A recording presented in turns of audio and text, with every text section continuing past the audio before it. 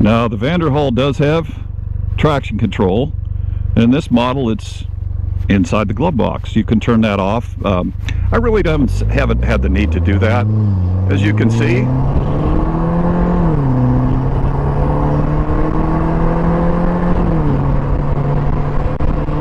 this vehicle is fast.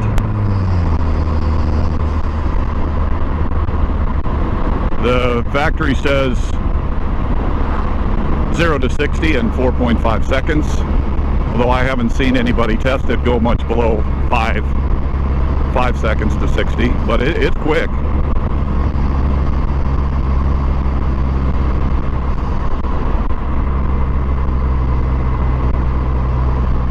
And the top speed is listed at 140 miles an hour, which I will probably never see.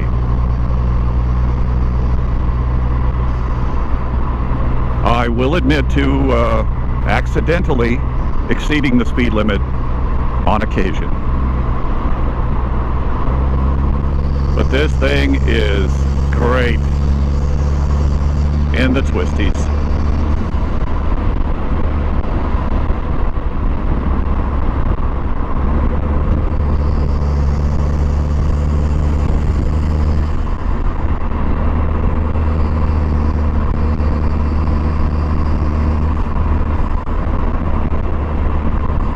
What you're seeing right now is a fishing lodge. They bring drift boats out on the river and fish for trout. And since I'm not a big fisherman, I'm not sure what else. Looks like fun.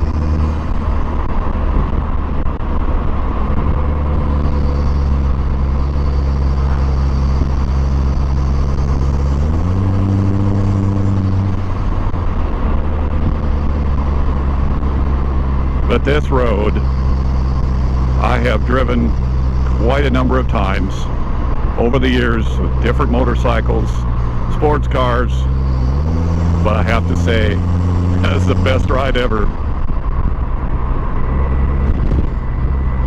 And I'm not quite there, but I'm almost ready to say that this vehicle is the most fun I've ever had driving. With maybe the exception of the stock car experience in Vegas at a couple of 100 miles an hour.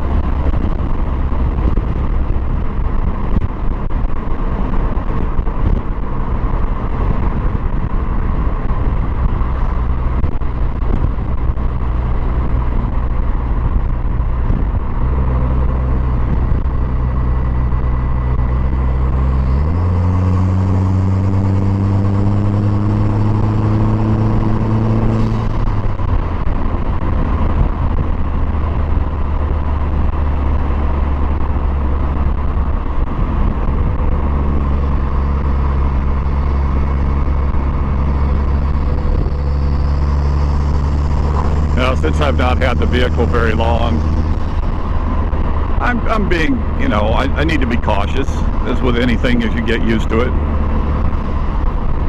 But as you gain confidence, and anyone can drive this right from the start and really enjoy it. And then another aspect is the side-by-side seating, which you're never going to have in a motorcycle or any other three-wheeler other than a sidecar, but that's a bit separated. Is your your wife or your husband, you're right next to them. You can hold a conversation without having communicators. The cockpit noise is not bad at all. And I generally ride with my visor up. Now, there have been some complaints about the windshield. A little bit of distortion along the top edge, and if you're a certain height and you're looking through it, it gets a little annoying for some people. And I'm 6'2", and so my eye line is right above the windshield, but not so high that I'm getting buffeted by the wind. So I'm in a great spot for my visibility and my enjoyment of the ride. My wife is 5'2", and so she's down below, but that's what she likes. She likes being out of the wind, likes to stay warm. So for her, she's been out with me a couple of times already, and I know that she's going to be with me on a lot more rides than she would have been on any other kind of recreational vehicle that I've owned. And that's great for me, to be able to include her in the fun. I know we're going to have a lot of great rides together.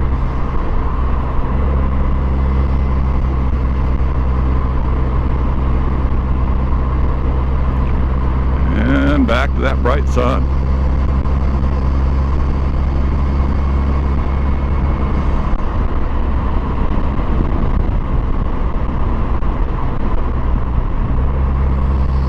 There we go.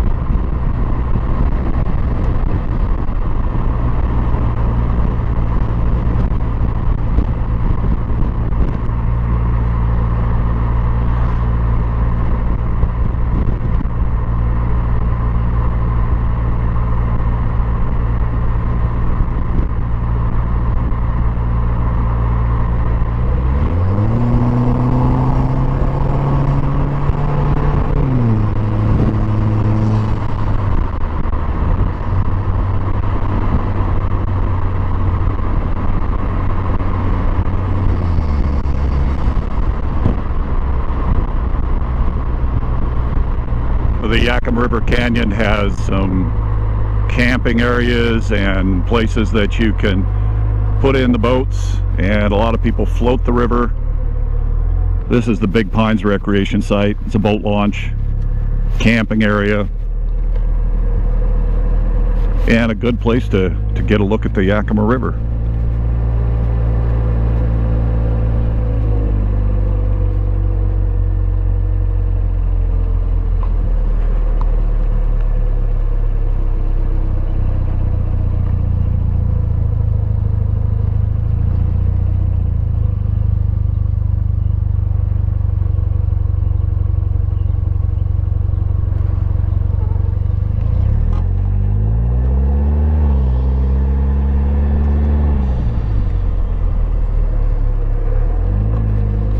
Now, I don't know if you saw that group of people off to the right-hand side.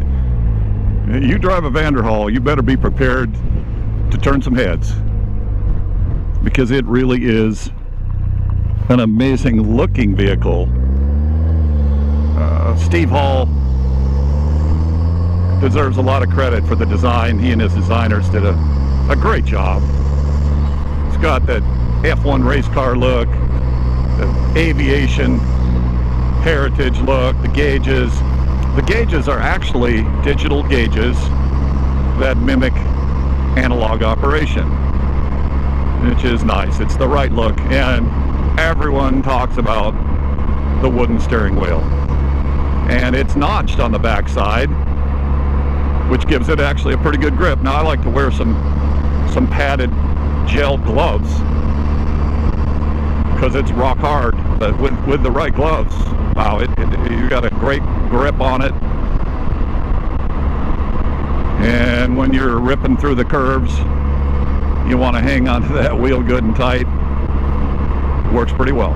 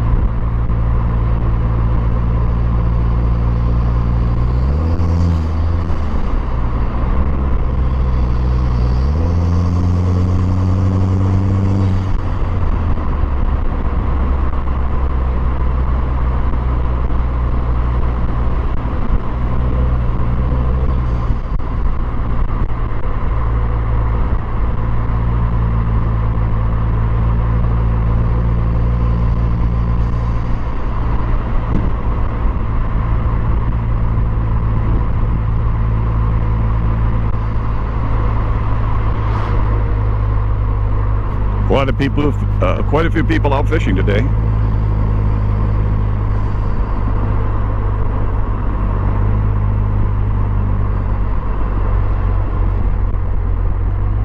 Now here's another one of the recreation sites. This is the Rosa recreation site.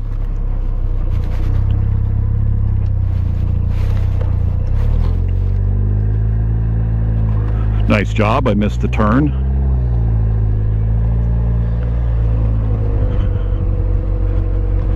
And speaking of turns, the Vanderhall does not have the tightest turning radius in the world. But if you plan things out reasonably well, you'll do all right.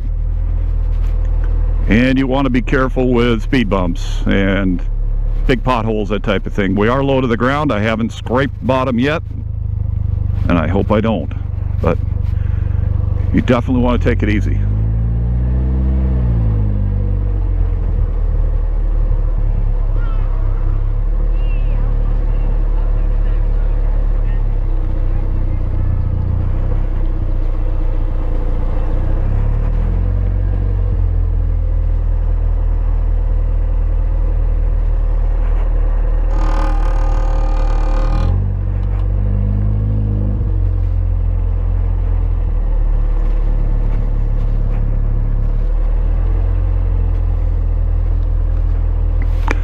Lots of people out today not practicing social distancing.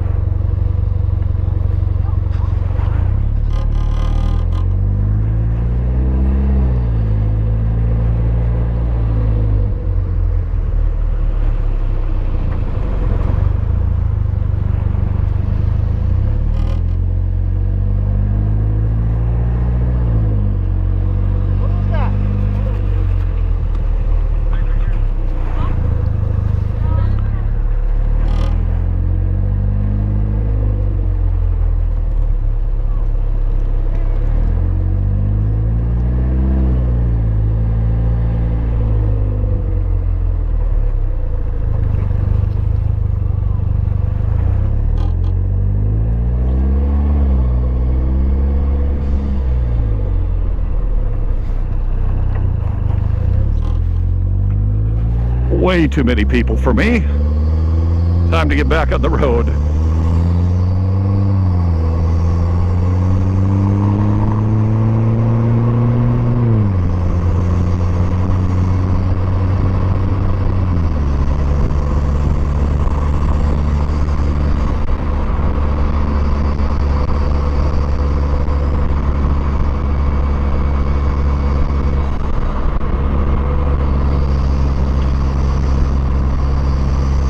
Maybe at this point in the video you're going, hey, I want one.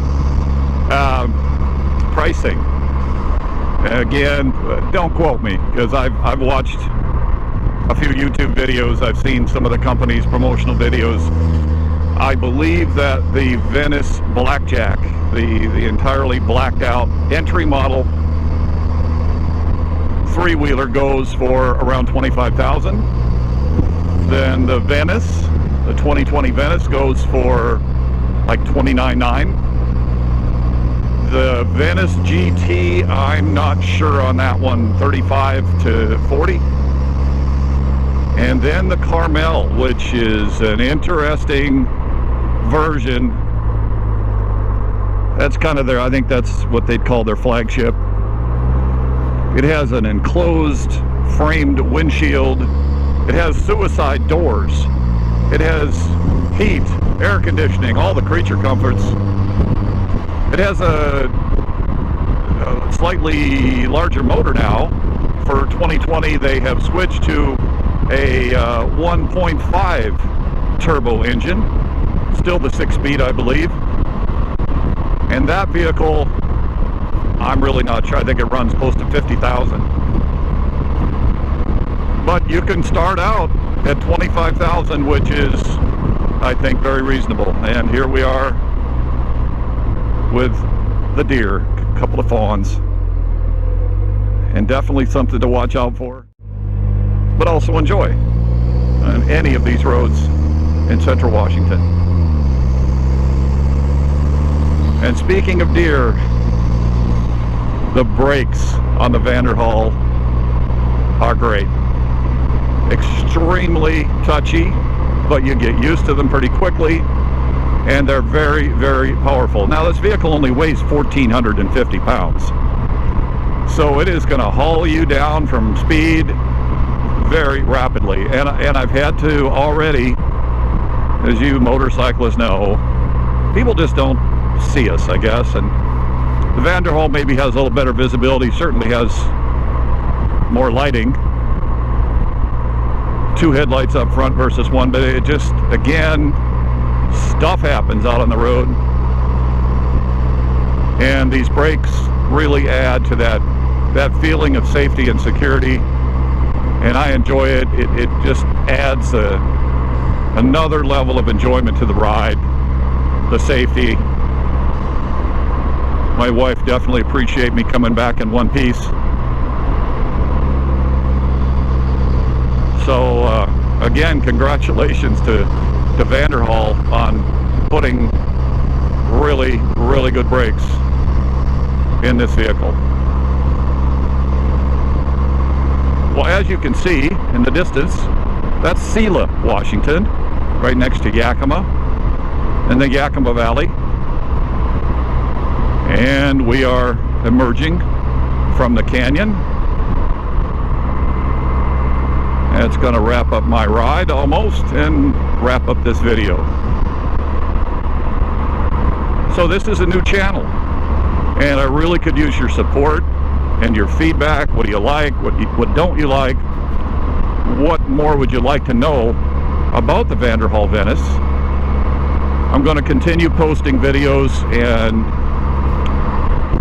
continue to update you on the upgrades that I'm doing. This week I'm going to put a tune in the engine.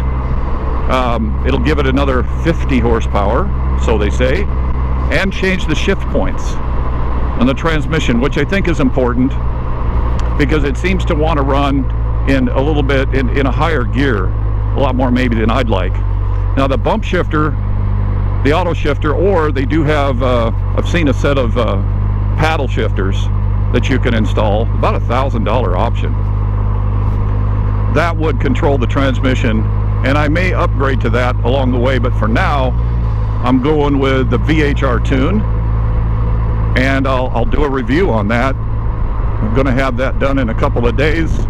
We'll get out for a ride after that and shoot a video, let you know how that goes. But again, upgrades, information, and always a new highway in the Pacific Northwest that you can enjoy along with me. So I hope you'll subscribe, hit the bell, comment, and join me on my highway. Thank you. Have a great day.